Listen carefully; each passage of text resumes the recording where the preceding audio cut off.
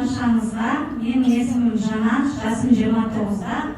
Осыдан 10 жыл бұрын менде күрделі аутоиммунный процесс басталды. Сол кезде менде жоғарғы температура, озноб, лихорадка, буындардағы ауырсыну болған. Және де мені осы ұзақ жылдар бойы, 8 жыл бойы тек гормонотерапия, иммуносупрессивті терапиямен жүрдім. Нәтижесінде менде ас қорыту жүйесінде бауыр, көкбауыр, ұйқы кезінде проблемалар болды, көңіл күйім болмады.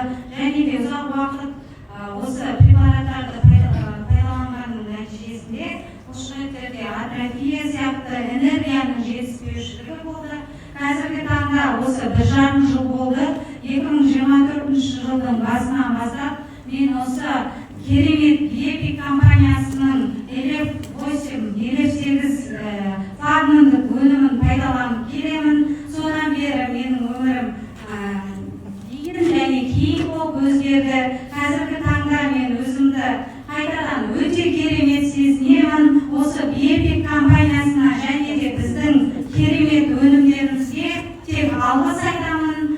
Және де осы куркумин шайы, 8 шай арқылы мен керемет результат көріп отырмын. Рахмет.